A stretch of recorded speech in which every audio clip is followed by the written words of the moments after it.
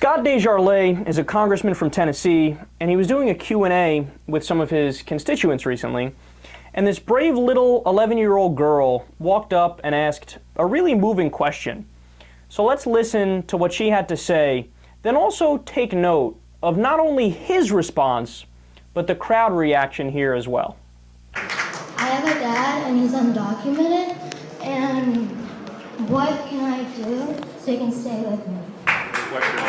Joanna. What can you do? Joanna, thank you for being here, and thank you for coming forward and speaking. This is a big, intimidating crowd, and appreciate you coming forward and asking your question. But the answer still kind of remains the same, that we have laws, and we need to follow those laws, and that's where we're at.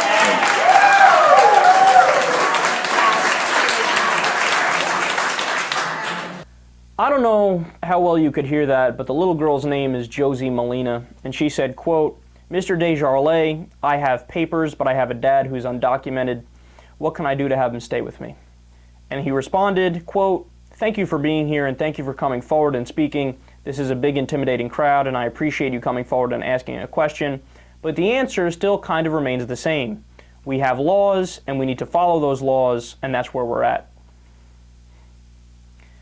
Now look, I mean, some people are against immigration reform, and I guess if we're being overly fair to Scott DesJarlais, we could say, all right, he let her down, but he tried to let her down as easy as he possibly could. But yeah, I mean, you want to talk about character, and the Republicans love to trumpet the idea of character. Well, what does it say about somebody's character who would tell an 11-year-old girl to her face that essentially you don't care if her dad's deported and she grows up without a father? I have a hunch that if you turn that around on some of those white Republicans from Tennessee and said, "Oh, sorry, we're going to have to take away your daddy. He's going to have to be shipped somewhere else," I don't think they'd like that very much. But when it's a little Hispanic girl, all of a sudden they cheer. How callous is that crowd? Cheering the idea of doing nothing to keep a father with his daughter. What happened to family values? I thought the Republicans were the family values crowd. But whenever I hear something like this, I always think, hey, dipshits, none of you were invited to the United States of America. You're all undocumented immigrants. Now, why do I say that? Because the Native Americans are the only true Americans, but these guys are so selfish, and they stop their line of reasoning at a place that is historically kind to them, right? They don't allow themselves to use the same argument but go back further in time, because if they did, they would have to deport themselves out of the United States. But I mean, bottom line, what these guys think is, as soon as we get here, as soon as we cross the bridge to get here, we want to burn it behind us and then build a gigantic wall so that nobody else could get in. And keep in mind, this is the same crowd that likes to think they're Christians. Oh, don't make me laugh, man. Jesus would not give you the time of day.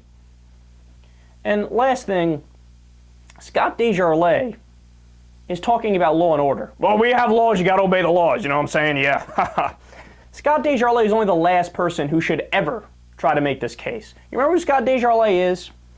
He is the congressman. He's also a doctor. He has multiple mistresses, right, that he picked up when he was on duty as a doctor. One of them, he made them have an abortion. Mind you, he's got a pro-life voting record. But the second he needed an abortion for his mistress, well, go ahead, go get it. On top of that, he filled out prescriptions for his mistresses so that they could get high. On top of that, he has a pro-drug war voting record. He was caught with marijuana. So here's a guy who, if you tallied up all of his crimes, not to mention the fact he made his wife get an abortion too because they weren't ready to have a baby. If you tally up all this guy's crimes, he'd be spending a couple of years in jail. But he is going to lecture an 11-year-old about, oh, we have laws and we need to follow them. No, you need to follow the laws.